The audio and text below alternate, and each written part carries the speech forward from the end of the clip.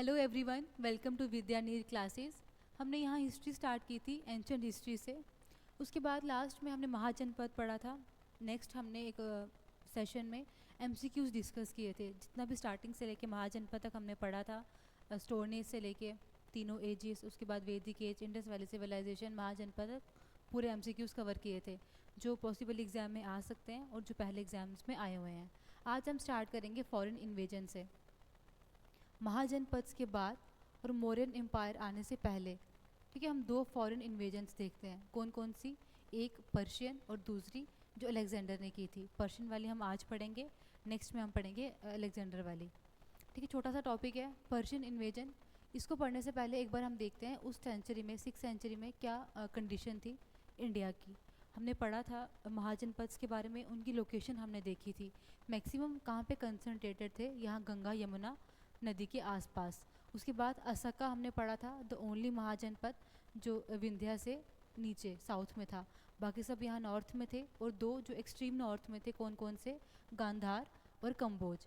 ठीक है, थोड़ा सा आइडिया होना चाहिए लोकेशन का, ताकि हम आगे अच्छे से समझ सकें। अब आते हैं इस साइड, पर्शिया या पर्सिस वाली साइड। यहाँ रूल चल रहा था साइरस का।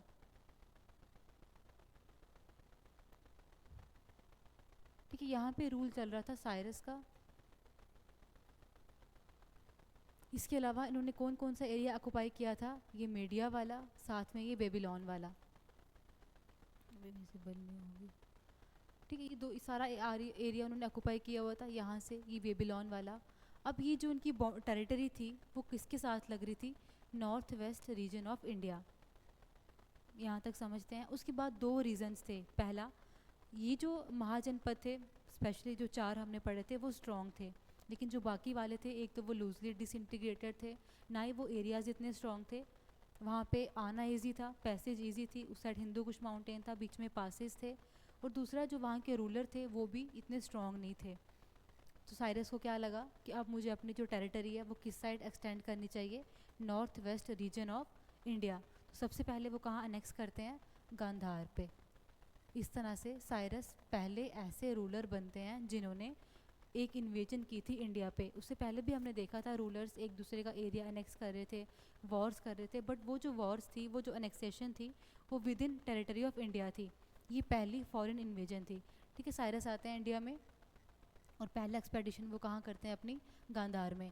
इस तरह से, ठीक है, पढ़ते हैं। पहले आते हैं साइरस।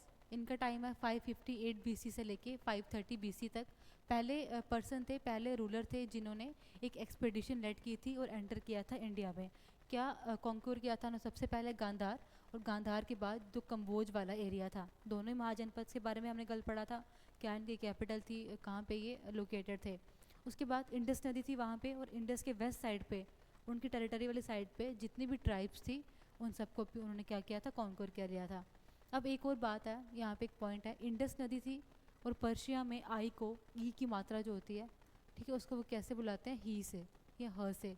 और यही रीज़न बना, जो इंडस नदी के आसपास वाले लोग थे, उन लोगों ने उनको किस नाम से बुलाया? हिंडस या हिंदूज। ठीक है, कंसेप्ट यहाँ से आता है। नेक्स्ट, उनके एक सन थे साइरस के। उनका इतना इसमें इंटरेस्ट था नहीं, एक्सपीड करने में या कुछ में, तो उनका हमें कोई रोल नहीं मिलता। नेक्स्ट आते हैं उनके डेराइस, 522 बीसी से लेके 480 बीसी तक। ये ग्रैंडसन थे साइरस के। इन्होंने भी क्या देखा कि जो ये वाला एरिया है पूरा, जो उनके ग्रैंडफादर ने कॉन्क्यूर करके रखा हुआ है, जितनी वेल्थ, जितना टैक्स उनको यहाँ से आ रहा है, वो सब कम पड़ता है एज़ कम्पेयर टू जितने रीजन इंडिया में उन्होंने कॉन्क्यूर करके रखे हुए हैं। मतलब इंडिया का इतना सा रीजन ज़्यादा टैक्स देता है एज़ कम्पेयर टू ये पूरी जो टेरिटरी उनकी पहले से सेट थी। तो उनको क्या लगा कि आगे चलना चाहिए। ठीक है, यहाँ तक काफ़ी नहीं है, वो और आगे बढ़े, और उन्होंने क्या क्या कॉन्क्योर किया? पंजाब और सिंध। अब जितनी भी उनकी टेरिटरी थी पहले, वो बेबीलोन वाली, इंडिया वाली, उसको उन्होंने किस में डिवाइड किया? सत्रपी में। और इस तरह से उनकी टोटल कितनी थी? 20 सत्रपीज़। और जो ये पंजाब और सिंध वाला रीजन था, ये उनका बना 20 सत्रपी। ठीक है, जो इंडिया वाला रीजन था वो उनकी 20 सत्रपी थी, और 19 कहाँ पे थी? पहली वो मीडिया बेबीलोन वाले रीजन में। ठीक है, जितने भी ये रीजन ऐड हुआ उनके एम्पायर में, डिवाइडेड इनटू सत्रपी, टोटल 20 थी। उसके बाद उनको लगा कि अगर इतना वेल्दी रीजन है इंडस नदी के पास वाला, तो हो सकता है जो इंडस नदी के आगे ईस्ट वाला रीजन है, ठीक है, थोड़ी और आगे यहाँ पे आते जाओ तो यहाँ पे और भी एरियाज़ होंगे जो इतनी वेल्थ हमें दे सकते हैं। इसके लिए उन्होंने क्या किया, इंडस नदी में एक नेवल एक्सपेडिशन लॉन्च की विद द हेल्प ऑफ स्काइलस। ठीक है, वेरी इंपॉर्टेंट, एग्जाम में आता है, पहले भी आया हुआ है। नेक्स्ट लास्ट आते हैं जीरक्स। इनका टाइम हम देखते हैं 465 बीसी से लेके 456 बीसी तक। इन्होंने इंडिया की प्रोविंसेस को और यूज़ किया। फर्दर इन्होंने कोई एक्सपेडिशन नहीं की है, बट जो टेरिटरीज पहले से सेट थी, मिनट, जो टेरिटरीज पहले से सेट होकर रखी थी, इन्होंने उन प्रोविंसेस का यूज़ किया अपनी पोजीशन को और स्ट्रेंथन अप करने के लिए। इनकी पहले से वॉर चल रही थी ग्रीस के साथ, ग्रीक के साथ, वहाँ पे ये हार गए। बट एक पॉइंट क्या है, इन्होंने इंडियन सोल्जर्स का यूज़ किया था वहाँ पे, कैवलरी का भी, नेवल फोर्स का भी। ठीक है, against war of Greece. Ultimately he lost against Greece, Greek से जो वॉर चल रही थी उनकी, वो हार गए, इसलिए फर्दर कोई भी एक्सपेडिशन उन्होंने नहीं किया। लेकिन जो एरिया पहले से सेट हो गया था, पंजाब, सिंध, गांधार, कम्बोज तक, इंडस नदी के वेस्ट जो ट्राइब्स थी, वो सब अभी भी किसके पास था, पर्शियंस के पास। तकरीबन 2000 ईयर्स तक उन्होंने रूल किया। इसके बाद कौन आता है फिर, अलेक्जेंडर। आगे उनके अंदर आती है टेरिटरीज, हम कल पढ़ेंगे। एक छोटा सा और यहाँ से क्वेश्चन बनता है, इफेक्ट ऑफ पर्शियन इन्वेजन। अब जिन्होंने 200 साल तक रूल किया, 200 साल तक रूल किया, कोई ना कोई इफेक्ट रहा होगा। हम अगर 20-22 दिन के लिए भी कोई एरिया चेंज करते हैं तो कोई ना कोई चीज़ वहाँ से ले आते हैं, तो ऑब्वियसली दो देशों के बीच कुछ तो हुआ होगा। सबसे पहले हम देखने को मिलते हैं trade, growth of Indo Iranian commerce. Trade and commerce हमें दोनों देशों के बीच देखने को मिलता है।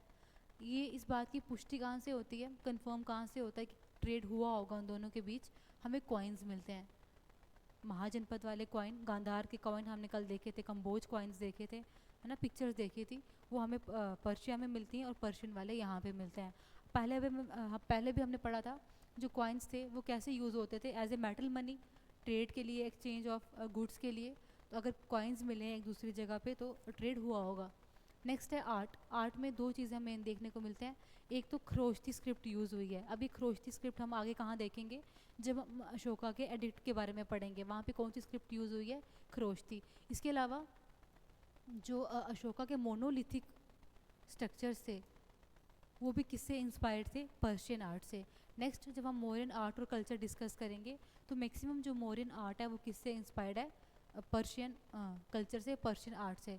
उसके बाद अगर हम कोर्ट मैनर्स की या कोर्ट एटिकेट्स की बात करें, डिटेल में देखेंगे कौन से रूलर का, चंद्रगुप्त मौर्य का, तो वो भी किससे इंस्पायर्ड है, पर्शियन रूलर से या पर्शियन कल्चर से। नेक्स्ट एक और इम्पॉर्टेंट यहाँ पे क्वेश्चन बनता है, तुशापा एक पर्शियन पर्सन थे जिसको चंद्रगुप्त मौर्य ने अपॉइंट किया था एज गवर्नर अपने काठियावाड़ वाले रीजन में।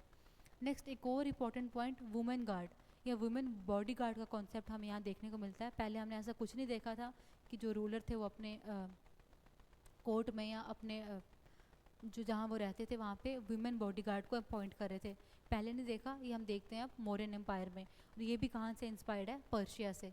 पर्शिया में पहले भी फीमेल्स को as bodyguard, as bouncers appoint किया जाता था।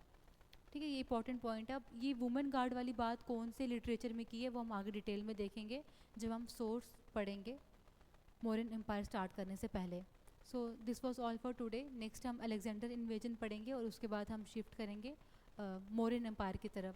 So thanks for watching. If you like the content please like, share and subscribe and stay connected, ताकि हम आगे जो टॉपिक्स हैं उनको भी कवर कर सकें। Thank you.